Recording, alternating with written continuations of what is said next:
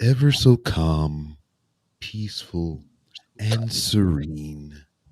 Welcome to another edition of Wrestling is Trash, a nonsensical podcast to where we talk professional wrestling and all the shenanigans that ensue. Joining me is the mayor, Dan Dinkins, and also to my virtual right and left at the same time, Tall Mike. How are you? How are you, gentlemen? How are you? Hello, motherfucker. Yeah, Hello. that whole thing was teed up for you to make a loud noise. What's up, guys? Yeah, What's good, y'all? You know who it is already. I don't need to run it down. for real, for real. Just wanted to jump in here real quick because y'all was blowing up my motherfucking cell phone and shit with all these wrestling takes and whatnot. Which, that's what this is for. That's what the thing was for. But like I said, last time we was in here hooking and jabbing, Dan and Lou was like, "Nah, man, freaking group chat," and then they the one that's got it popping. The lies. We do have it popping, but the lies about us. Lou was the one. He admitted it. Me, I didn't mind. I Blame didn't say I blame it on Lou since he ain't here. No, I tell my man to his face. He can't defend himself, man. Come on, Mayor. I will text the group chat now. No, don't do it. Don't do it. Let him find out by surprise. Like cashing in that money in the bank, man. Surprise. Yeah. Yeah, I got one too. Surprise, motherfucker. Nah. Oh, man, now I have to cut a promo on potatoes for a minute. Potatoes. But yeah, just a whole bunch of things going on in wrestling that has been covered in various social media platforms about, contracts coming up supposedly, somebody popping up supposedly here, supposedly there, and we're just gonna shoot the shit for a minute. I mean, I don't even know if I have to go to work this evening, so I'm just kind of shooting the breeze. Good for you. Good for you. You don't have to go to work. I said, I don't know if I have to go to work. I said, we could be mid recording and they'd be like, "Hey, player." And I'd be like, "All right, 1-on-1 with The Undertaker." It's your favorite opponent. Oh my God. But yeah. So what we got on the plate, yo? What we got on the plate? Like you said, we was chatting it up in there, and I was coming in and out because I was driving home and all that. So what we got on the plate? Tall Mike, what you got for me? Because I mean, you hadn't been here in a minute, so I'm interested to, hear you verbalize some of your wrestling takes and opinions about what's currently going on in the landscape. Oh, sure. Man, I've enjoyed it. I mean, you probably haven't enjoyed it like, working nights and had your phone, blowing up the whole time or whatever. Especially when you're trying to sleep for work happening, at like 8 or 9 p.m. and we're all watching wrestling and doing all kinds of stuff. But I got to tell you guys, I feel like SmackDown might be like as good as it was, at least like, let's say 4 or 5 years ago. It's at least the best it's been in probably like 5 years. And I've been watching every week. I've really been enjoying it. My condolences to Raw. Rest in peace to any chances of them being in the A show. That's I know. Rest in peace, man. That's pour one out for them. But the thing about it is, and see, I think when it comes to SummerSlam, I really love that show. Like I enjoyed it, but I feel like SmackDown matches like pretty much stole the show. Pat McCaffrey stole the show by itself, and then he got COVID. Oh, that sucks, man. Because I just came around to liking him. Yeah. Well, I don't know about after that, but he currently has it. Oh, okay. Yes, he's done for the count. He's done for the count. As he likes saying, SmackDown. But no, man, that guy has been good at everything he's done. And I'll be honest with you guys, I didn't buy into like anything Pat McAfee. Like even when he was doing flips and moonsaults, and I'm like, what is he doing, man? Like you're like a punter, you're like a radio guy or whatever. But I mean, that guy, he can just do it all, and he's pretty great on commentary too. I went to SmackDown Live in Houston when they first had live events, and I mean that crowd was popping. I mean I could barely get tickets for like 4 rows from like the freaking roof. I think I high-fived the crowd or something, but it was pretty awesome, man. I mean just great from start to finish, huge pops. and watching on TV, it didn't do it justice. You know, I feel like these live crowds are great, Yeah. and I mean it's going really well. And like I said, SummerSlam, I feel like it kind of flew by. It was actually a pretty quick show, even though there were some definite hiccups. We got to talk about, the women's match and some different things that happened there. But and then on the other hand, you have AEW, and CM Punk. It's huge. You know what I mean? It's just like He's actually a small monumental. man, not very, very huge. Yes, it's a small man with a huge contribution. But Well, he's small by comparison. I know he's probably taller than me and shit. So, and I'm 6'. Yeah. Well, no, but Vince McMahon would have him like on NXT for like, like if he came back, let's say like today with Nick Khan and all that kind of stuff, he'd end up like on NXT losing to, I don't know, freaking Carmelo Hayes or something like that. On his way up. Yeah, Titty Meat in the chat. Titty Meats. What's up, Dominique?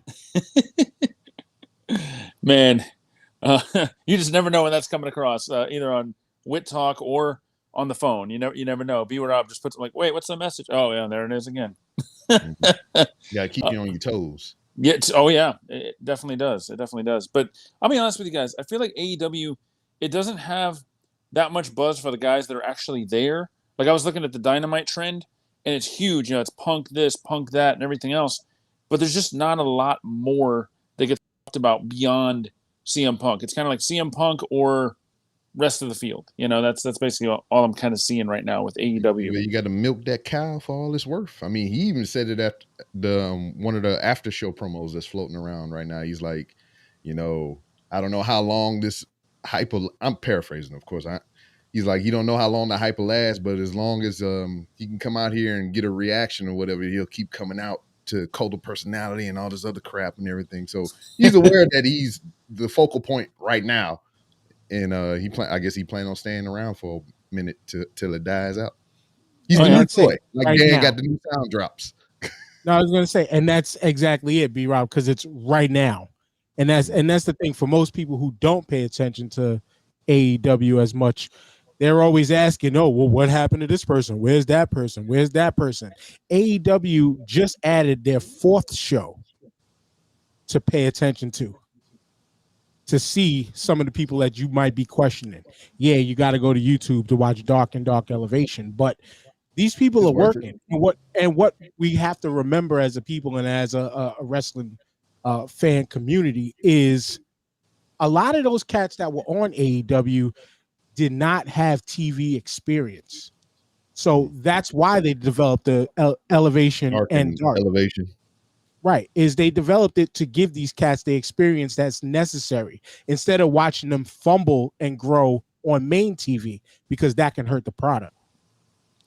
Oh yeah, like I mean, just as an example of that, Mayor, I don't know if you guys saw the other day, and I mean, love her, stir it up, stir the pot. She's one of the most fun to watch, Red Velvet, but oh my God, she missed the moonsault. Just face planted on live national TV on Dynamite, and it was. And it kind of played into the finish or whatever, because obviously she was going to lose, but they just kind of took advantage of that faux pas. I was like, oh my God, and everything, and just boom. I mean, she's missed it by a little bit before, like maybe the knees didn't quite get down, but man, this one was just. I've been like, she should pull that from her moveset. Yeah, let's maybe work on that one a little bit more. I like the Tope Suicida Thaz press that she did or whatever. Oh yeah. To the outside and shit. She's pretty agile. I mean, and she's pretty quick. But it's kind of like I was thinking about it. It's kind of like Apollo Crews. I don't know if you guys remember him before he decided he was Nigerian. And he used to like did this weird pickup thing where he couldn't quite get him up, and he had to, it was almost like Dark Elevation because it was very kind of hard to see him actually elevate a guy, and then he kind of dropped him, and then they changed that move and it got better. But at first he was struggling to execute that one. Yeah, that's for smaller guys. You can't do that with everybody. Yeah, exactly.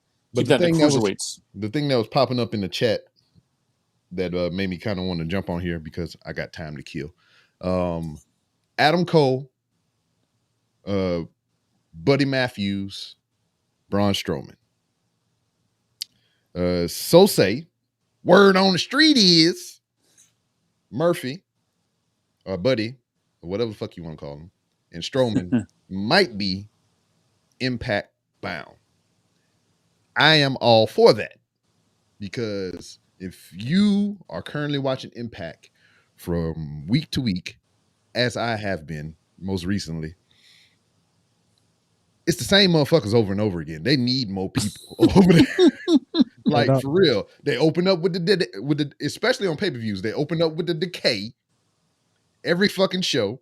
Fucking Black Taurus, Crazy Steve, or the damn Havoc in the other one.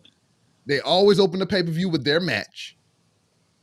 Damn, then they got Deonna Purrazzo, which everybody is saying is the best thing since sliced bread, which I don't fucking see it.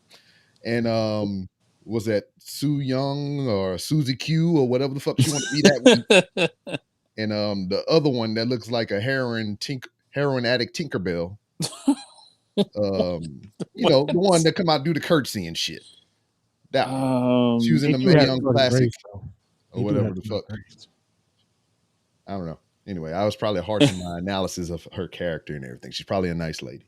But and then Violent by Design, Jake something, which I like. TJP every now and then, Ace Austin, the fucking stupid ass Fowler motherfucker with the dread mohawk shit that be with Austin Ace, or I keep wanting to call him Austin Aries. And I could just name the whole roster right there, and I see the whole fucking roster on the show every week. And it's just like they need more people in there to kind of diversify that.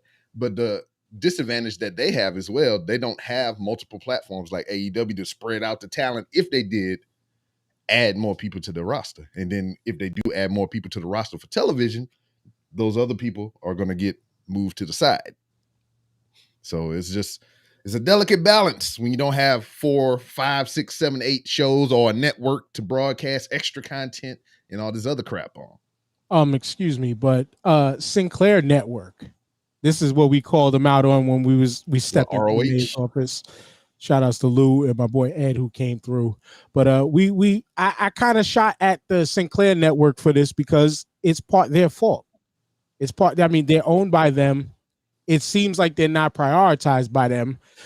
In some respects, they made it a little bit more difficult for fans to want to justify watching them by their new pay service, you know, and like I'm a person who I still feel the TNA stench on Impact, even though, you know, behind the scenes, one of my all-time favorites, Tommy Dreamer is there, kind of helping push buttons and run things. And like I said, I like Jordan Grace. And I'm not sure who else. I mean, you see, they brought over Jay White to freaking try to give them a shot in the arm. And that shot was like you know, they caught the antibodies for the COVID test and then lost it the next day. Like that steam just evaporated quickly. So Impact needs a lot of help. So good for if Buddy Murphy does go there. And to Mr. Strowman, you stupid. I wanted to see him live up to his word. I wanted to see he wouldn't go nowhere else. Yeah, he wouldn't go nowhere else but Disney, WWE. I wanted to see him live up to his word, but I don't want to see the man not working. That's the difference. So if he does land there, much success to him. But let's see if you are a man of your freaking word. You know where you're gonna pop up at, right? Back in NXT. No, well, nah, you're gonna pop up at the motherfucking Saudi show. Oh, word. Because you remember he's a champion out there too.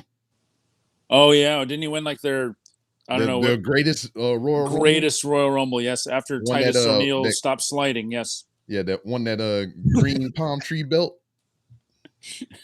Wait, is Titus still in the match? Is that one of those things where it's like, you know, Axelmania, you know, he never got eliminated because he just kept sliding? Yeah. I don't know. You seen how they played off of that, right? They made a commercial where he tripped and he slid under the ring, and then they showed the camera view from him like being under the ring, and they had other people under there and they was talking and shit. They was having a conversation. Yeah. I didn't get to see that one. Okay. Don't you guys think that's the polar opposite of Nick Gage going into the Domino's pizza commercial thing? I mean, that was terrible. The guy's getting like his head cut open, just, you know, repeatedly from side to side, or then it's like, step in now and get the Domino's, whatever, and it's like shows the pizza go over the pizza. I mean, the very first commercial, it goes into Domino's Pizza, and then Domino's may or may not have pulled their sponsorship. I don't really know. I Yeah, don't watch enough, but I definitely yeah, don't watch enough to know their commercials. yeah, they You know? pulled off, and they got 2 more sponsors after that. Oh, it's well, especially with CM Punk. I mean, he's bringing plenty to the table. But here's the thing, guys. This is why I think that, especially, what is it, Murphy or Buddy Williams, Jackson, Johnson, whatever his name is. Mhm.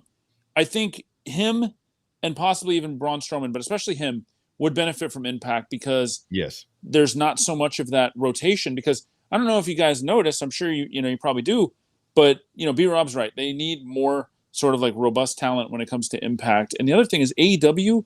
You may not know this or not because there's 2 shows and there's Dark and there's Elevation. But the reality is the people that get pushed, the people that are in front of us the most, are kind of the same people too. It's like, don't miss Sammy Guevara and Jungle Boy doing this, and then speaking of what opens the pay-per-view, I feel like it's always Jurassic Express and Private Party. Like, it's weird that either them or the Best Friends or some combination of like those 2 or 3 that are facing each other. Like Giannis Antetokounmpo is supposed to be what is it, ringside, I guess, when they have their tag team, was it Turmoil Cluster whatever match kind of deal. And I can understand that because I mean it's the same match, so you might as well put, it's like the same combinations of guys. You might as well put Giannis in there and get him to do a light shove or a probably weird looking punch or something like that, or maybe it sets up a Giannis and Shaq match. I'm not sure. True indeed though. But it's I call me the AEW defender, I guess, for today, but it still goes back to they're just under 3 years old. The people still need to get familiar with them. And yeah, they are. I mean, though they do a better job at tag team wrestling than Disney WWE does, but yeah, they still kind of need to get the people more familiar. They still gotta kind of get some of these teams a little bit more over than. And I mean, they don't really have to get Jurassic Express over amongst the AEW fan. They've been over, even though feel however you want to feel about them. Yeah. The Death Triangle, whatever they were called, like they don't. Those guys, I mean, those guys need more belts around their waist than or like, more exposure, things like And that. it's hard, or to like the do that Pinnacle. because they're telling a story right now with the Bucks Right. and the Elite and all that stuff. Right. And you And just that's don't one want of to the things derail that by just, throwing the belt on somebody else. And that's one of them things that I can say AEW is doing right, where, yeah, it might feel like we're seeing them all the time, but they're building long form story. They're building long form story, not to fully transition off where we're at, but like in my Facebook group, in the Star 5 Facebook group, somebody was just like making fun of fucking the MJF Chris Jericho thing. And they were like, oh, I don't understand how this new guy got the right to be over the veteran guy, this, that, and the third. But because he's on the way out. Yeah, but they don't realize that they've been telling a great story so far. And yes, if Chris is on his way out, they're up to singles match number 2. So Chris is probably going to win this next one. And then they're going to have to run it back one more time to completely finish the story. Chris finishes as a professional wrestler is supposed to do, on his back, and then he goes to commentary for good. Shit, I don't even think Jericho gonna win the next one. I think he's just gonna let it ride and go on off to commentary. I could see that too, but point is they've been giving long form stories. That's why we keep seeing, like, I got to a point where I was just like, all right, Pinnacle Inner Circle, it's kind of done, and you even see it because they don't even show them together much on TV as the crew anymore. Yeah, because the way that works is it's kind of like how New Day is currently. We all know that they're together, but they're doing separate things right now. And that's what they did. They built up the Inner Circle, then they built up the Pinnacle, then they smashed them all together. They had their big blow-off feud and everything, and then they broke off into their own little things separately. Right. And then now how this is going to finish, which, like you said, if they do have Jericho lose this next one, I mean, then we're going to get the Pinnacle on TV more, i.e. like the Four Horsemen back in the day. They're going to do more promos together. They're going to, like, it's just that the storytelling that they're doing and why we're seeing so many people has been, in my opinion, excellent so far. And then it's a lot of tropes that's going to come to fruition as well, because we obviously know that at some point Wardlow and MJF are going to fight each other, and they've been laying seeds for that since day one, since those two have been put on TV together as a tandem. It's just like, all right, we know that this is going to happen, and we're just waiting for that story to flourish and unfurl and whatnot. Then it's just, there's a whole bunch of little things like that that I can't recall right off the top of my head. Right. But there's a whole bunch of little things like that just is laid out throughout the whole hierarchy of AEW. Even though this thing is going on with Kenny and the Bucks and all this stuff, there's still all those little other things. And that, there's just still waiting to be capitalized on. There's still the payoff. I know we're talking about Punk and we're talking about right now and all that. And I will say the one thing that they did right, exactly. That is exactly what I was going to say, is Hangman. We still have to have that payoff, you know. I don't know exactly if I know it has to do maybe with, you know, paternity leave, and they're kind of like respecting that. But please do not bring Punk in and then all of a sudden he just becomes champion, because that would just be like the worst of the worst when it comes to that long form story. Yeah, that's why Punk is doing what he's doing. Right. It's just like he's not even talking about the title right now. He's like, I'm Darby doing Allin. Darby shit, and then I'm gonna do this other little pause.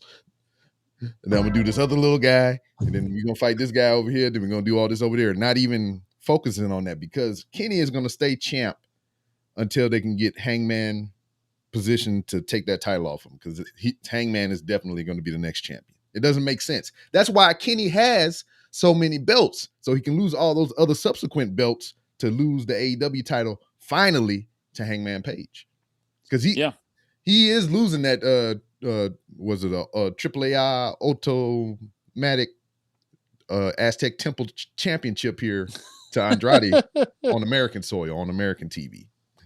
Yeah, absolutely. And he already lost was it the Impact Championship to Christian Cage, you know, and so that kind of builds him as well. Who is going to lose to Josh Alexander? I know he is. Josh Alexander is going to be the next proper Impact champion. He's next, and he has the presence. I'm telling you, I went to one of the best shows locally here in Houston. It was Deep Impact, and it was a combination of Booker T's Reality of Wrestling and Impact Wrestling. And I kid you not, I saw, you know, Josh Alexander came out. It was part of when he and Ethan Page were together, and I remember I was like looking. I was like, man, this guy's like intimidating. And I kid you not, he gets in the ring and looks straight at me like, rrr. I mean, it was like a I'm gonna kill you kind of look. And I mean, you could believe it. You could really believe it. Yeah, I'm not familiar with him fully.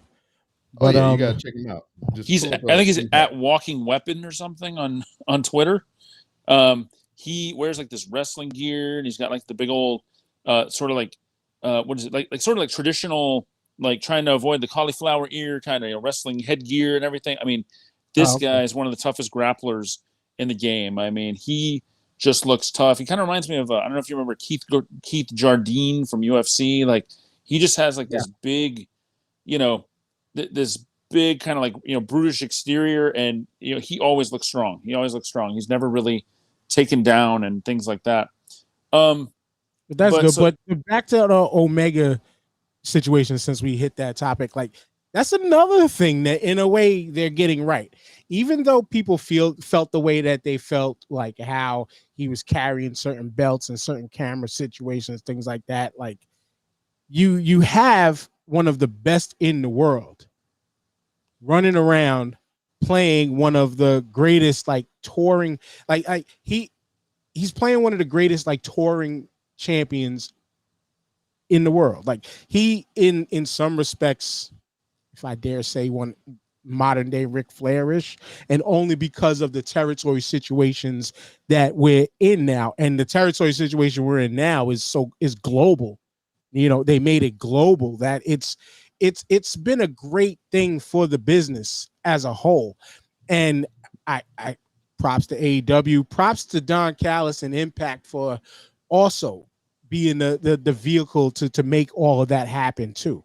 Like it's just been amazing that it's going down. And you mentioned Hangman before too. Another one that a lot of people are still like, when is he getting his shot? When is he getting his shot? And it's just like, you gotta be patient. It's just how they're setting it up, because they had him up here, and then knocked him down with that loss and brought him down to, like, second or third up to compete. And then now he's kind of just working his way, once he comes back, working his way back towards the top. But they're still setting the table, I think, perfectly with Kenny, where, like we mentioned, he's going to lose to Andrade in America. I believe he's going to lose to Andrade on AEW's platform in America. Then he's just left with the AEW belt, and then it's going to be perfect timing to have the Adam Page, Kenny Omega. Page finally gets the strap off of him and finally holds the championship in AEW. It'll just be a matter of how long will they allow him to run with the strap. Right. And, the thing about it, Mayor, is I'm a little bit more familiar with Impact and sort of its pathway than, Tony Khan and that whole thing. And I understand AEW and sort of like its general, okay, this is how that came together. But Impact, I remember listening to Chris Jericho before, his Talk is Jericho, before, he ended up going to AEW and really becoming instrumental, a very big part of it. Don Callis and Scott D'Amore, they actually took over Impact Wrestling. And so the funny thing is, we're seeing Don Callis on TV, and he seems like he represents Kenny Omega, but in a way, he's kind of playing like the old Vince McMahon or Mr. McMahon character. You got this heelish person, you have the champion who kind of works for the corporation, and he's actually in charge of the company in the background. He's in charge of Impact, and so he's one of the main people. Of course, you see some interplay between him and D'Amore, it's going on like on TV.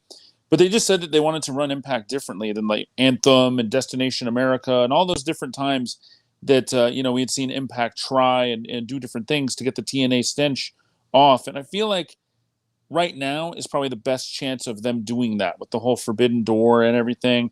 I think at some point, I know B-Rob's not maybe the biggest fan, and I don't think she's the best wrestler, but Deonna, I think, kind of needs to come into AEW, just totally mix it up, Forbidden Door style or whatever, because she's doing pretty much every other promotion. And it is great. It is great what Kenny Omega is doing because he is, I think, getting more eyes and more people wondering, because more people know Kenny Omega than, let's say, if Hangman Page was to be champion and then try to win the AAA championship. It wouldn't make sense. But Kenny Omega is like this world-traveled guy who was like Mr. New Japan, who is now making marks in Impact and AEW. I mean, the Forbidden Door, I underestimated it, but it has been pretty tremendous, the way that it's worked. Yeah, I think the big crossover that AEW is going to get is going to be Moxley and Tanahashi. So that's going to be pretty cool. And if you haven't been in the know or whatever, if you do know a little bit about New Japan and everything, they are doing hell of USA shows right now. And Minoru Suzuki is just daggone lining up motherfucking opponents. Jonathan Gresham, Calvin Tankman, and daggone it was a couple other ones, but Minoru Suzuki is getting his American matches in like in a big way. Oh yeah, I mean, I was even seeing some buzz about Minoru Suzuki during AEW, and people saying, "Hey, he should face this person and this person." So it's really just like opening up this whole Forbidden Door. It's really opening up a lot more opportunities. I mean, I even kind of gave a crap about Triple Mania. I didn't watch, what did you say, Aztec, Luchasaurus, Temple Wrestling. I don't know what you said, V-Rob, but certainly it was actually trending. And Deonna beating Fabi Apache, who is someone who has been champion for at least a long time, if not multiple times in, AAA. That was a pretty big deal for her to, win that belt. But, I think that there's something too with All Out coming to theaters, and this is something I'm actually thinking about. I may actually go see All Out in a theater where I wouldn't necessarily pay the pay-per-view price. Have you guys ever been to an event like UFC, WWE, or otherwise in a theater setting? And would you go to All Out? No, I'm watching that shit at home, and Yeah. I haven't. I haven't been, honestly. I mean, I'm as long as a wrestling fan as I've been, I haven't been to many live shows. Period. Like the last thing I went to live was when ECW was on Staten Island in a place that's no longer in existence, and the best shit I've ever seen in my life when it came to wrestling at the time. Like I remember being right in the front of a circle. This is when Bam Bam and Taz was running with each other, and every match they had, they would go around arenas. And I was in the front of the circle, right, watching Bam Bam and Taz, beer being thrown in my face, all that shit. Fucking amazing. But no, I'm not going to a movie theater to watch something I can watch at home in my drawers. There you go. That's the spirit. How about you, B-Rob? Have you been to something like that, like a theater kind of event? No, I mean it's definitely interesting. I mean, I have a theater. No shit. Like if I go on the second floor and I look out my window, I can see the movie theater. That's how close it is. It's just like if I'm feeling froggy or whatever, I ain't got shit else to do, I might roll in there and check it out. Just to say I did it. Walking distance. Yeah, I mean, just to say I did it. Yeah, and it's cheaper. I mean, I guess it's cheaper than buying it at home, right? Yeah. Well, it's cheaper. It's cheaper for some folks because I mean, I got the hookup. You got the connects, Rob. The means and everything. Excuse me. I'm just saying. I mean, even I've watched Raw, because I was curious about the whole Nikki ASH thing and Charlotte, and I watched on Twitch. Nikki ASS. That's right. Damn, son, where'd you find this? That's almost something else, but she what's called, it was just kind of intriguing to me, the whole thing, and I did watch on Twitch. It's some sort of weird, probably illegal, not even allowed channel anymore, but it was fun to watch while it lasted. So there you go. Yeah. And then, to go back to the Kenny and Andrade thing or whatever, they definitely have to run that back in the States because the pay-per-view wasn't accessible in the States unless you daggone went through some VPN shit and all kind of other shenanigans to get to it. I mean, the only way I was able to watch it is because there was a guy, I think, streaming from Twitch in Mexico and shit or whatever. So. and thank you for that, first off, because you definitely sent that through. It's still up on that channel and you can go back and watch it on that channel. Because that's how I went and watched the Omega Andrade match, which was a dope match. I loved it.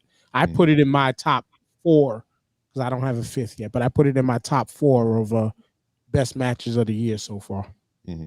Oh wow, man, that says something, because there's been some pretty tremendous ones, in both AEW and WWE, and I think they're making it interesting, keeping it interesting in different ways, and there's still a lot more potential. There's a lot more potential matches, and there's a lot more, I think, potential even for WWE.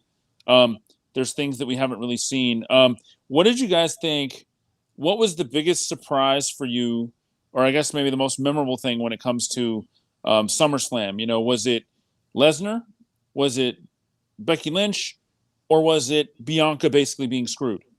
I guess the Becky thing would be one and the same. So, if you say Becky, that would encompass the whole thing that happened. The biggest for SummerSlam, for just SummerSlam, is Becky screwing, the WWE screwing Bianca with the Becky return. The best thing for the WWE was Walter Dragunov. But I'll stop there. That was pretty good. Yeah, I did not get to see that match. I mean, I saw some highlights here, and I saw Dragunov's chest apparently afterwards. As soon as we are done, go watch. Beef. Yeah. Watch that match. Because I got Peacock or whatever, but I did not see Takeover. I did not see Takeover. Dragunov's chest is the color of B-Rob's room right now. Oh, that's how Dragunov's chest was at the end of the night. But didn't I call it, guys? I mean, and I know it's crazy because Walter was champion for 10 years or something. I don't know. It was 600 something days, and I said Dragunov was going to win. I just thought 851 days. 851 days. I mean, that is just, nearly 3 years. I mean, I'm not great at math, but somewhere between 2 and 3 years. My God. It's not long as Nick Aldis though.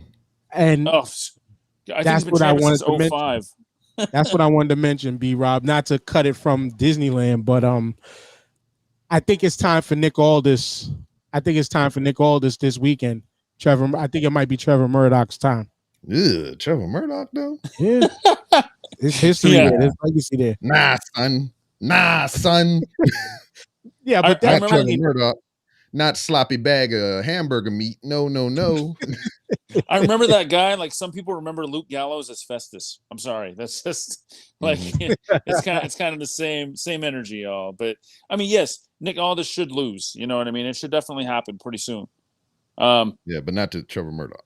Yeah, and possibly not because it's his wife's weekend also. Oh, okay, Yeah, yeah. Empower and everything. Is yeah. Empower, yeah. Are you guys going to get that show, Empowered? I mean, does that intrigue you guys?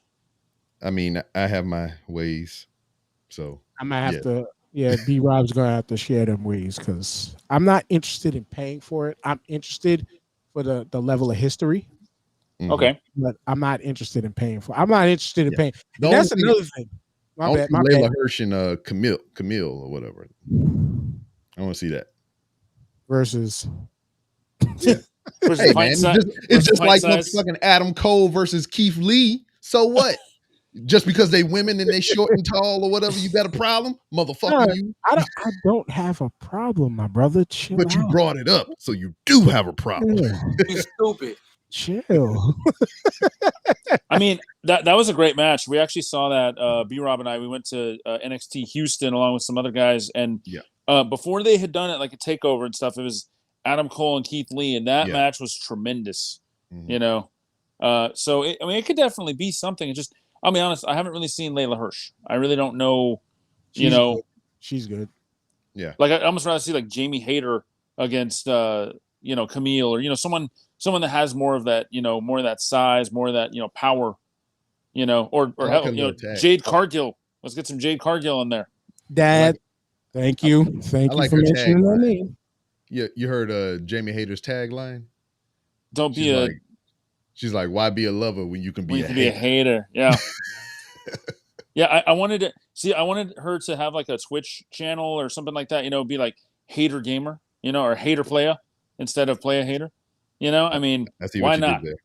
Why not? And I was like, I wonder if she like doesn't want us to say hater. Oh no, she played right into that. Let's sell those shirts. Another surprise, guys. I got to mention. I know, getting back to, I guess what Mayor calls Disneyland. I feel like SmackDown is realer, at least. Like Raw, it kind of is Disneyland-like. SmackDown's got some reality to it. Were you surprised, Mayor, that Roman Reigns beat Mr. 16-time, Mr. Big Match John Cena? No, because the tell, as everybody mentioned, was if I lose, I will leave the WWE. And okay, they should have done that. Yeah. Yeah, and that was the tell. That was the huge tell. But to be honest, like I would have appreciated. Well, no, I wouldn't have appreciated. No, let me say it right. I would have appreciated in the Cena's win. I wouldn't have appreciated how the WWE would have treated it afterwards because of the whole record thing and title championship count. Their count is just way off of the real world. And that's why I love the WWE. Don't get me wrong. It's what I grew up on. But it's as shout outs to Brian from the UWO, as he always says, Vince and the God Complex. It's WWE's world, and that's it. Yes. So whatever happened there is what happens there. We see it when we get new wrestlers who came in under different name, who had different names that they were that they were establishing, and then would have to change their names because it's not Vince's creation. You know what I'm saying? So yeah, the way they count these championships is just it's not only your world. That's why I appreciate bringing it back, the Forbidden Door. It's not only your world because it just didn't happen. And then again, look at I'm sorry. I just caught his name tag down there. Bobbly Ashley. Oh yeah. That's right, Bobby Ashley. Oh, Bobbly. My bad. Yeah, I'm sorry. Go back to the last Wick talk. Go back to the last Wick talk to get the Bobby. The Bobby. Yes. Go back. Go back. Do your homework. Yeah, but it's just I would have liked I would have liked Cena to win because unlike most people, I like John Cena. I appreciate John Cena and what he's done in the business. It's just Yeah. the championship count thing for me. Again, Ric Well, Flair is at 24 or Charlotte's at 22 like or something like 10 or that. 11 or something, isn't she? It went Charlotte? down to 11 because they discounted her NXT championships. Well, I thought it was Oh 12 now. God. So now Come she's on, at man. 12. Yeah, she's Yeah, 12 now. now she's at 12. But the fact is that they discounted her NXT championships Yeah. not too long ago. So Yeah, because they would have put her at 14 then. right. God, see, here's the thing, guys. I'll be honest with you. When it comes to Roman Reigns and the New Age Insiders, shout out to them because they had talked about You mean Roman Reigns Reigns. before. Well, they said he didn't have Roman much Reigns. range. They said that they used the tactical vest. They still played the Shield music years later. They said he needs to lose the tactical vest, play into some of that, maybe like Samoan dynasty, and change the music. And this head of the table thing has been great. Like, I'll be honest, I really didn't want him to lose. I know you're supposed to kind of like cheer for the face and not for the heel, but man, I want this to keep going. Like, honestly, I want him to keep this. I want him to lose it to The Rock at WrestleMania. Like, that'd be I don't okay. know about lose to The Rock, but yeah, I dig where you're going. But if he's going to, I mean, hell, if he beats The Rock, I don't know what the heck happens. I don't even know where you go from there. But it's going to be interesting too, especially tonight. I mean, Brock Lesnar, he's somewhere. He's coming back. He's going to do something. So, onion head Brock Lesnar, of course. That's Goro. Yes, Goro Yeah, Lesnar. so if I could just chime in here for a second, I jumped into the middle of a conversation. The John Cena thing, like, I don't have personally anything against John Cena. I think he's a great guy, and his work for whatever, it's up to interpretation whether or not the guy can wrestle or not. I think he can. I think he's he does his thing on his mic. He has his character. He sticks to it. But I feel like they made the right call with the SummerSlam match, especially the fact that he's already gone. Like, no more John Cena. He already put his tweet out like, "Thanks, guys. Thanks for welcoming me back, and I'll be back at some later point in some later time." So his ass is already gone. So there's like, why would you have him beat the guy who's been carrying the brand basically for the last year and a half? So as far as The Rock, look, The Rock is great. He was great. He was the man. He was the most electrifying man in sports entertainment and all that. But the last match that he had, he was completely blown up. He blew out his bicep or his tricep, or what was it that he ripped hurt during the something match? pretty bad. Yeah, he tore something during the match. Went through with the match. All props, because these guys do things that I cannot do. I'm not critiquing their wrestling acumen or anything like that. But my thing with this Roman Reigns thing is, like, to bring someone back who hasn't been wrestling for like a long time and to beat him to take the belt, it's like, the fuck out of here. Like, you could have had Cesaro do that, or you could have had Edge do that. At least Edge is on the show every week wrestling. Like, you know what I mean? Like, just to bring The Rock back so he can cut his promos and say his, strudel shit and whatever he's gonna say, and then beat him. It's gonna be kind of like, I don't know. In the fantasy world, because whenever we talk about things that WWE should do, we always project our visions of grandeur and all that stuff. So I'm unlock a little bit of mine and throw it out there, whatever. Could this be supposedly the thing? WWE talking about they're going to change, they're going to have this big overhaul, yada yada yada.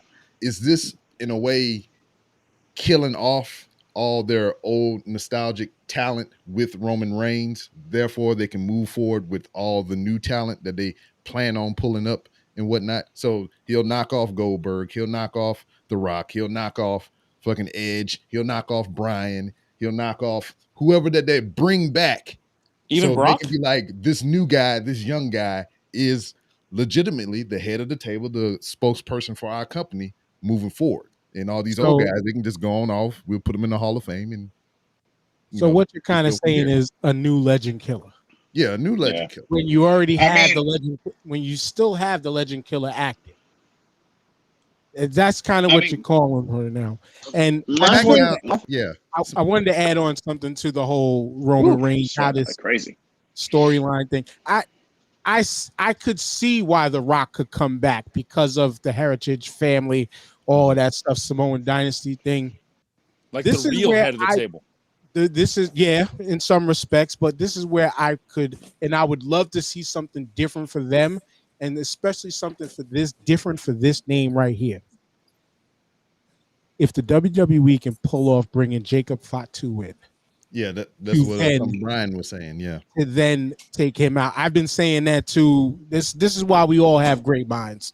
This what I'm saying is, if they can find a way to bring him in, which he would fit great there. Like, that's a name that I wouldn't mind seeing him in AEW. He would be a great matchup for Miro, but his pedigree, his lineage, it fits over there. His family is like got their own like wing in like the WWE, WWF, WWF system and family. Like, if he could get there and bring him in to either take him out to take over the head, or even come in to play a new enforcer, have Jimmy and Jay break off of him eventually or some shit, and bring him in as a, however they can bring Jacob Fatu into the mix would make the story feel a little better and bring some life to it. And that's that grandeur projecting that we got going on again. We know that'll never happen, but it would be fucking awesome if they ever pulled it off.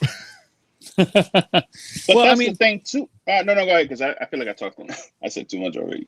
No. Okay, but guys, couldn't it happen? I know it's like kind of a new era, especially with like NXT kind of going down and stuff. Because I'm gonna be honest with you, I remember telling my family, at the time, they said AJ Styles is gonna be the Royal Rumble, but he is Mr. TNA. There's no way AJ Styles is ever going to be in WWE, And then all of a sudden, there's AJ Styles, and he comes out. I was like, holy crap! So maybe the only guy that they've done right by that they pulled into their system. So maybe Fatu can be the next one, especially since there's all this talk about, if I'm not mistaken, guys, forgive me on this, but is it Fatu versus Hammerstone? Is that what's being talked about? Yeah, is like what needs to be the matchup? Thing that they kind of build into. So maybe that's, there's some build, there's something that's, in that, and then Fatu ends up coming to WWE. I mean, it's possible. I could see it. I know you blew Dan's mind. He's frozen, shocked, and petrified. Oh wow. Yeah. But another thing that I want to kind of circle around back to that was going around in the group chat. Motherfucking Adam Cole, baby. So the thing that was brought up in the group chat and whatnot is he took all this WWE branding off of his Twitter account. He's supposed to have a stream tonight on Friday night, but he canceled it because he said he got some shit going on and he's gonna do the stream on Saturday. So I mean, people looking at it different ways. I mean, Rampage is tonight, but it is pre-recorded. So I mean, that was a thing that they threw out there. And then SmackDown is tonight. So people are saying that he may show up on La SmackDown. La SmackDown, as McAfee calls it. Yes. Wouldn't that be some shit if he showed up on SmackDown tonight and then showed up on Dynamite on fucking Wednesday? Because he's not signed.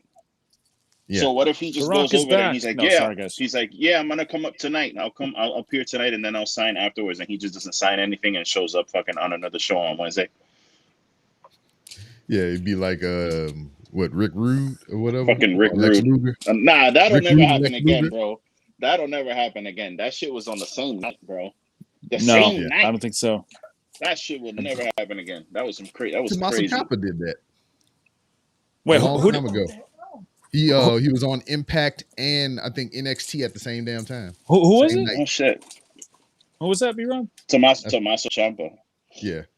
Oh man, he was on Impact and NXT on the same damn night. But I think because that's when Impact. I think they still do that. I'm not sure. They was recording like 30 fucking shows a month. So the thing with Adam Cole is like, and again, I know you're not the biggest Adam Cole. You're not the biggest Adam Cole fan, but that dude, I've not seen him have a bad match in quite some time. And I think it's like. The thing with WWE supposedly is like they like these big, huge guys with big muscles and all that shit. I think there's room for everything in wrestling. You can have, smaller dudes go out there and have tremendous matches. Sometimes I think there should be like a better weight class than what they have, because like heavyweight is like Yeah. everybody's a fucking heavyweight in like WWE. Like there's no like Ricochet just fought fucking Bobby Ashley on last week on Raw. Like, Yeah. or was it him? No, it was Karrion Kross. He just wrestled Karrion Kross. So it's like there's a big size difference there. Yeah. But the thing with Adam Cole is like, and I'm not a shill for like AEW. We love. The show is called Wrestling is Trash, but we love professional wrestling. We love it from every corner of the globe. And I just want to see good shows. I want to see people on good shows doing entertaining shit. So if he decides to stay on SmackDown because they told him, hey, listen, we're going to put you with Shinsuke tonight, and you guys are going to have a 6-month program, and then from there we're going to move you here. If they gave him like a plan that he's happy with, cool. That's great. Let's do that. But yeah, they just paid him just to keep him. It's just not. Yeah, I mean, if they give him like the fucking bag, like the ultimate bag that you just can't, like a number that you look at it and you're like, fuck, you know what? I don't care if they put me in a clown outfit. I'm taking this fucking contract because that's a lot of money. If it's something like that, then I can't blame the guy because I'm not in his pockets either. But if I was him, wouldn't you just want to go somewhere where you have like control of your character? You know what you're going to be doing. You're not going to be running around for the 24/7 title in 6 months. Like, yeah. I just would think that, you know what I mean? Like, I would think people want to go somewhere with more control. Like I think you're definitely right. There's like two reasons I think that he could stay in WWE though. Like, two potential things. Or that's kind of just like the plan as it was, because of course he was supposed to be contracted through SummerSlam, and they were kind of testing out, they're having their crowds for the first time, and they were kind of building to SummerSlam. So I could see, or number one, it's more money. It'd be more money if they used to be on SmackDown. I saw some sort of figure where he was going to earn maybe 4 or 5 times what he did, let's say on NXT. SmackDown's the hot product right now. That's the $1 billion show, the A show, with all these different superstars and whatnot. And so they could have said, hey, we're going to get you on SmackDown. But then the second reason is they probably want that Bay pop, and they wanted to wait for the crowd, to be involved. So maybe WWE creatively was like, okay, we're going to start working Adam Cole in, kind of like you said, maybe it's Nakamura or a 6-man or, something like that. And that crowd to pop, and sort of that's the post SummerSlam build. Like, oh man, now there's this too, particularly when I'm sure WWE had wind or at least the idea of what was going to happen with Punk and maybe even Bryan. And so they wanted to maybe kind of compete with that with someone they already had. So maybe this is in the tank. As a WWE fan, I hope it is. But certainly to your point, I could understand wanting to be in a place where you have more creative control. Yeah. And then, here we are that grandeur projecting again. What I would like to see, or what I would do if it was me. They have all these ties with all these other companies or whatever. And if, Oh my God. His names. And if dang, you threw me off, and then I got a text from my wife. It's just like, if you could work out some kind of agreement, the perfect contract, the perfect payout for whatever.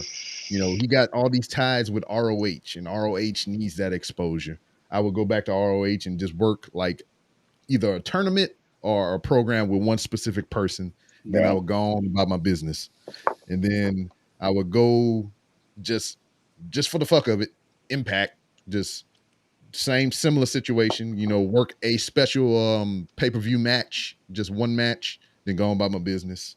Then because I feel like if he went straight into AEW, he'll run into that whole thing that we were talking about earlier. I mean, they got so much shit going on. I mean, they do have 4 shows to spread them across, but you'll be doing a disservice if you put Adam Cole on a dark elevation. And then Rampage is not enough time for his personality. And then you're going to have to move and shuffle shit around for Dynamite and everything. And that can alienate the shit that you already got in place. And, so I don't think the timing is for him right now to just pop up in AEW. But then again, I don't run the company. This is grandeur projecting, remember? And the G1 is coming up. And that could benefit a lot of motherfuckers. It's over 2 months worth of matches. Fucking, we got Murphy, Buddy, Banana Boat, whatever his name is, G1. We can put Chris Bay in the G1 proper, not this American G1 bullshit. We got Gresham that desperately needs to be in a goddamn G1.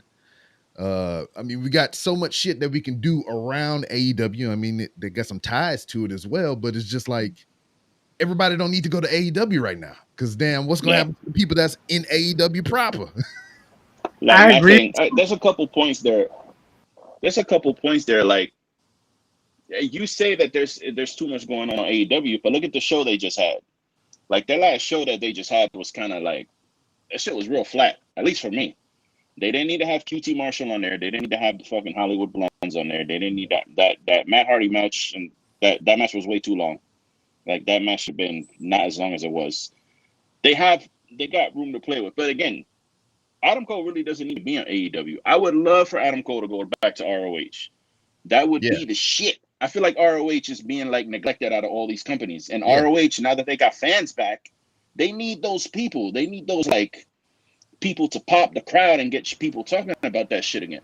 I am But surprised that for how can much ROH he say he afford 'em? loves. I'm surprised for how much he say he loves wrestling and how AEW bound Bryan Danielson is supposed to be. I'm surprised he didn't stop by ROH. Or I mean, who say he's not? But Yeah, that would have been. yeah. That's just me though. It's almost like a giving back thing for the place where I got started. Almost somewhat of a loyalty thing. Well, being a with tournament. Cole, I say with Cole, can ROH afford him now because his price done went up over years. Yeah, and that's what I'm saying. The perfect contract money Right. deal or whatever and whatnot. Because like I said, he doesn't need to be there to, be on all the shows. He can just be there specifically for a tournament or one particular special event pay-per-view match. Right. But Play see, promo package, play promo package, play promo package. I show up, do the thing, and leave. but Forbidden Door. Mhm. The Forbidden Door situation. He can sign with AEW, and then potentially they Yeah. can do a whole mass quote unquote takeover of Mhm. ROH with him, Punk, Take and over. if Brian Oh shit. Danielson comes through. You know what I'm saying? But if he goes to AEW, which it really don't matter to me no more. You know what I'm saying? But if he were to go to AEW, it would just be like another one of those. Here's a big fuck you, Vince McMahon, and Mhm. watch this because we're going to show you how to utilize this man properly. And I only say it like that because that's kind of the approach that's being done as we first started to see with Miro. Mhm. Miro, the whole, That was the whole hilarious. best friend thing, you know what I'm saying? Like that, it ran its course quick, but now that man is getting used properly. Yeah. We expect CM Punk to finally get used properly because he refound his love for professional wrestling within this company. Danielson, it could possibly be the same thing if he comes through, which is all expected. So I mean, let's see what Cole, and then with the reports of Wyndham Rotunda, aka Bray Wyatt, supposedly going there too. Mhm. This could once I really again don't think he open, should. but that No. I only like it because of the Dark Order situation. Plus the And I don't creativity. like that shit either. But it's the creative factor that it just seems like that they listen more than it's Well, not I my mean, way and we're not doing it, or it's either my way or the highway. well, That's all I'm I'll tell saying. you what though. I'll tell you what though. For everyone that they've brought in so far, everybody that they have currently, the current landscape of AEW, with all the pieces they have in play, I am not upset with what they are doing right now. I mean, they could change a couple things, but so far, when they brought somebody in like a Malachi Black or anything like that, they've done okay. And I don't have too I'm many not that complaints. thrilled with Andrade, to be honest with you. Yeah, I'm that, really that's No. not. what. Yeah, I'm not impressed, bro. All this shit with him not being able to talk. He can talk perfectly fine, bro. They need to let him sit there and speak for himself. He doesn't need a mouthpiece. well, Number one. he gets hung Number up. two, his ass needs to wrestle. He needs to go out and wrestle people. Like this whole shit where he's walking around and fucking I'm Andrade. Fuck out of here. Like, get in there and start wrestling, bro. It goes back to what I mentioned before you came on, though. They build stories pretty well so far. Yeah, they're sprinkling it. Yeah. Allow them to just build the story with Andrade. You know what I'm saying? It's not like the wrestling world isn't familiar with everything you just said. You know what I'm saying? Like we know. But let's let them have fun with it. And they brought the nostalgia back with Chavo being like that was dope. That was dope, bringing back a piece of nostalgia with what's in it with Chavo. Yeah, but it's just like when because it goes back to what we were saying, wrestling tropes and what we've seen before, kind of coming back to light. What we were saying earlier, when we saw Andrade pop up with the Lucha Brothers and Pac. All right, Lucha Brothers turning on Pac. That's the first thing that came to my goddamn mind when I seen all of them on the screen at the same time. And that's the subsequent story that they're telling right now. Because every time they come up, it's like, hey, why you fucking with this guy? Come on over, Latino, hey, like But it's almost like they completely forgot about that story. They ain't even doing anything with that now. It's like they just like stopped. It's so weird. Yeah. And then to me that story wasn't working though. I just didn't feel it. Because like B-Rob said, I thought that they was gonna try to make that change too. But the Death Triangle to me is too tight. Leave that alone. Yeah. But I mean, they don't need to fuck with that. It just depends because the telltale situation is when it's going to come down to Pac and Andrade at All Out, I believe, right?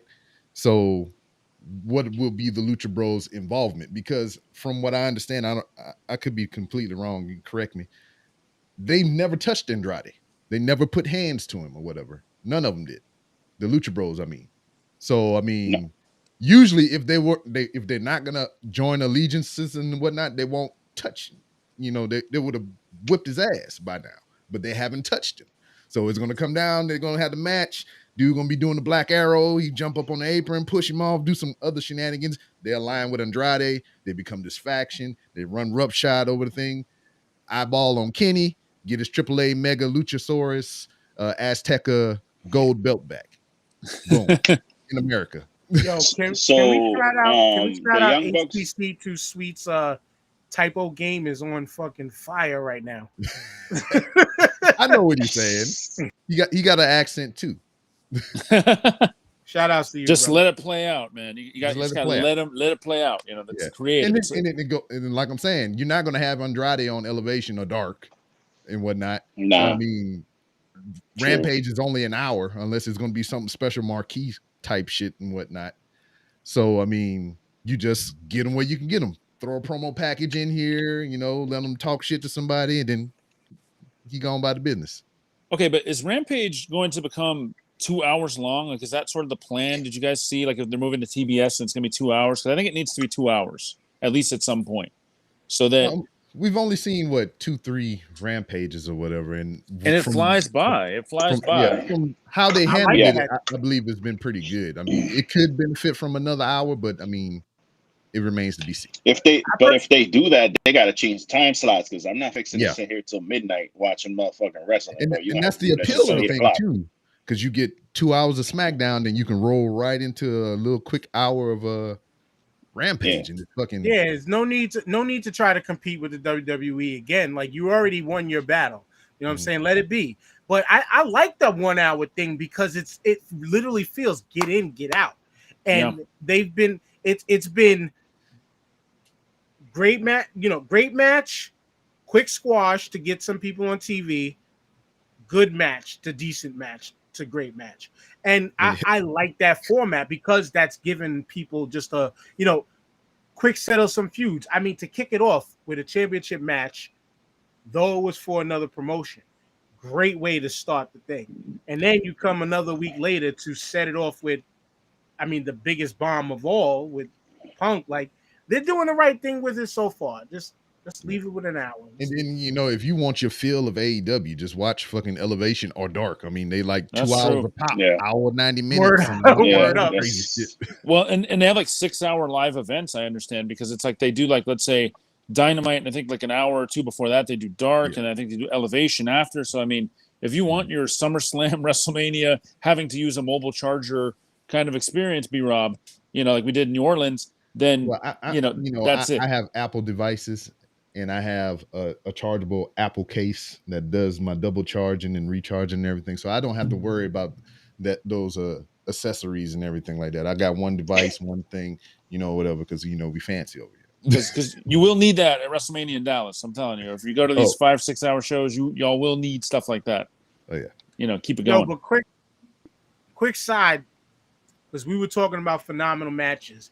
One of the matches that I wanted to say that B-Rob, you shared a piece of, I couldn't remember the names of, but Lou, you mentioned on the mayor's office the ROH match that is a must see that I seen about 8-10 minute highlight video of it, and I was like, I need this shit in full.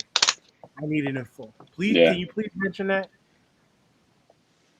So that was on ROH 19th anniversary, and it was Bandito versus Horace. Oh, Horace? No, it was Bandito, Ray Horace, and why can't I remember his fucking name now? Flamita. It's a three-way. It's a Flamita. It's a three-way dance. Yeah, demonic Flamita. Oh my god, that fucking match. That was. I mean, Bandito. I love Ring of Honor. I'm not the most knowledgeable person with Ring of Honor. Like, I don't know everybody and everything and every rule. I like the commentator, Rickabody. But I like that shit enough to sign up for Honor Club, because it's just sometimes some of the matches, like, I don't understand, like, this Beer City Bruiser shit. Like, I don't understand why that guy's on TV and shit like that. I don't get. But dude, they have some matches on their show that are just anything with the revolving around Grisham and the Peer Championship is fire. Anything revolving around La Facción Ingobernables is fire. Anything revolving around Bandito is fire. That shit is worth the price of the ticket for me. So, if someone asks me about a match that they should watch to kind of get them into the show, I try to point them to that one, because, man, what a fucking match. And then even I watched a little bit last night. Y'all seen some of the clips that I put in the chat or whatever. It was Roosh and Dragon Lee versus Horace and Bandito, and that match was freaking insane. And then we got bringing it up in the. I don't know if you're saying it was hot, but we got Fuego del Sol. Oh my god. And he's gonna have a match here, and hopefully, since I'm back on days, I'll be able to see it. He's gonna have a match against a Mysterious Q down here in Houston, and I want to see that shit. Man, B-Rob, tell me if I'm wrong on this, because I don't know if you guys have really seen Mysterious Q much. He's more of a local guy, reality of wrestling, that kind of thing. Isn't Mysterious Q ready for a major promotion, whether it's AEW, whether it's something like that? Mysterious Q needs to be in a major promotion in the next year, if not before. Him and Brian Keith. Brian Keith is truly the underground king. And I'll tell you another one, y'all. I know she's like young, and you might have seen her in the Roxy? Honor tournament. Roxy, yes, she needs to go up too. Mm-hmm. Yeah, Roxy is pretty amazing, tremendous talent as well, and she only 19, 20 years old. I think she's 19. Yeah, she's 19 years old. Yeah, been wrestling since she was 16. Yeah, she's really good. She's really good, and really smooth, in her motions and her moves and everything. I mean, she doesn't miss a beat, Yeah. She might be better than Deanna. Okay, sorry guys. Yeah. I know a lot of people love Deanna, and I love Deanna, but my goodness. And I'm speaking from bias, and I just want to say somebody is better than Deanna anyway. So fuck her. wait, who's better? You said. I was like, yeah, I might be biased to Roxy, and I just want to say somebody is better than Deanna. So while we talking about the women, I was about to say while we on the women, but while we talking about the women, who would be your top 3 right now? Because I only asked that because earlier today I mentioned in one of the groups that I was like, Thunder Rosa to me is at least top 3 of all women wrestlers in the US right now. Well, I mean, obviously, I love that woman. Yeah, obviously, there's going to be some bias or whatever, but I'll tell you the top 3 that I have been enjoying the most currently, and that is Thunder Rosa, Statlander, and well, I don't know what's a good third one that I could throw out there. Snacklander, y'all forgot. Yeah, Snacklander. Um, and it's a toss up between Red Velvet and it's a three-way tie. Red Velvet, Cargill, and Kiara Hogan just for the looky loos. That's just Nah. people I've been enjoying seeing or whatever. I mean, debatable if they're the best that's going on right now, but that's the 3, 4, 5, 6, 7 that I named that Oh, I enjoy because of watching right now. Kiera. That's why you played that music, B Rob. I got you. Okay. Yeah. Yeah, I gotta tell you, it's the same thing. I would say Thunder Rosa is definitely in the top three. I mean, she just has so much talent. She just has like the stage presence. And again, this is one that I saw, kind of in more of the local, sort of like regional shows, and she's just turned it up to another level. Being in a major promotion. And I'm so glad that it's not just NWA, that she's with AEW. I was like, why don't they just sign her? And there's all kinds of logistics to it, but I'm glad she got in. Me, y'all, I'm always for Sasha Banks. I know some people don't like her, but I love Sasha Banks. I always have. I thought she was going to be a big deal when she was at NXT. I'm not like one of those guys who are like, I watched her in Boston since I was 12 or since she was 12, whatever. No, I have no idea. But I will tell you that in NXT, she seemed the bigger star to me than Charlotte and Becky and Bailey.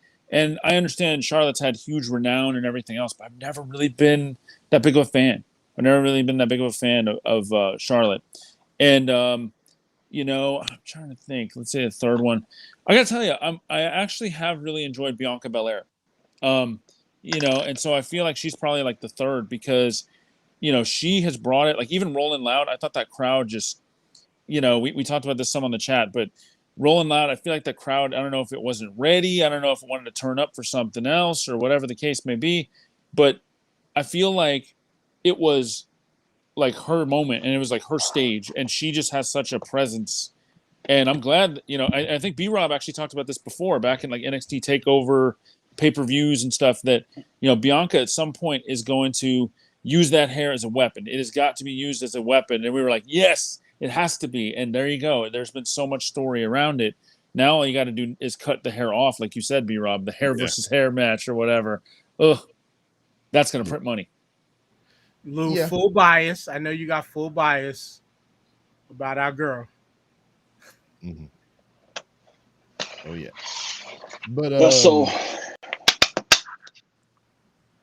it's hard for me to pick like the best women wrestlers. Like it's hard, and it's awesome because there's so many. Like obviously Thunder Rosa is, right. I'm looking at her right now. She's sitting there smiling at me and shit. I really like Serena Deeb a lot. Yeah, I think she's fucking awesome. I think that, and I was gonna mention this Dan on the last show we did. That's my number 5 match: Serena Deeb versus Riho at the Full Gear pay-per-view on the pre-show. That was a tremendous match. Serena Deeb, man, Thunder Rosa. I love Big Swole. Like Big Swole for me is, I know she's got like health problems, so she can't wrestle a lot. But when you watch Big Swole in the ring, like everything, she doesn't botch. Like I haven't seen her botch, and everything that she's got a great crisp punch. Like she throws a great punch, and like for the most part, everything I see her do looks good. Like she's ready for main show. Like I don't know why she's not on more, but that's just up to, I don't know. Probably her health. But my thing with Swole is when watching her move, it looks like sometimes it takes too long for her to get into the next thing or the next thing. Like when watching her early, it looked like she was almost second guessing herself out there. But all respect due to her health conditions and all that stuff. But she's getting there. I like her. But my 3, only reason why I didn't put Mercedes in there, aka Sasha. Yeah, I call her by her real name because I love her. She's dope. I didn't put her in because we really haven't seen her that much in recent times. But Charlotte, to me, though most people don't like her, is number 1. To me, she's like this just for in-ring work ability. I know character-wise, bland, boring, but in-ring work to me, she's like the standard bearer of women's wrestling. And then what did I say? Number 2? Number 2 would be Bianca right now for setting history. plus the work she's done post that, leaving out the squash. And then 3, Thunder Rosa, obvious reasons we all mentioned. Phenomenal, outstanding. If I had to give it more, it was Britt Baker, and I like Hikaru Shida, but I haven't seen her in a while on TV. I really like Hikaru Shida. Akira Hogan match, man. That was a good one. Yeah, it was I'll just pretty say good. that. Yeah, okay. But B Rob, thanks. Yeah. But it was just a little quick hop on or whatever. Unfortunately, I have some things I need to go take care of, so we're gonna put a pin in it right here. We be playing more wrestling is trash to go around. Mike, where can they find you on social media? I'm at Twitter at Main Event Swerve, and I'm mic'd up 360 on Instagram. I like putting up the wrestling photos and live event photos, all that kind of stuff there. Dan, what you got? The Star5podcast.com, the Starting Five _ podcast on Instagram. Stop bragging about the PS5s. I still can't get my hands on them. Please come join. If you're on Facebook, please come join the Starting Five Podcast Facebook group. Just type in the Starting Five Podcast. 3 questions to answer. If you say you're not going to support the show, you're not going to get in the group. That's it. Yep. I'm not even going to say F the other thing anymore. F you too, Lou, with the PS5 control. I'm hating. Lou from the BX. Where can they find your social Lou from the media? BX, man. The easiest way to get in touch with all my shit is to go to the everythingpodcastshow.com. From there, you can find my podcast, my social media, my whatever. Everything is there. Everythingpodcastshow.com. Word. And as always, you can find me on Twitter at 3R Show. Go to randomrob.com to find all my other social media presence. And these episodes of Wrestling This Trash is available on the various social media platforms, everywhere that you listen to podcasts, and YouTube, all those places. Just search for Wrestling This Trash or 3R Free Show. Max Caster. Free Max. Free my Yo, boy Max free my Caster. nigga Max. Free Max B, Wavy B, all that stuff. But on behalf of myself and all the homies here, that's it. And we'll see you next.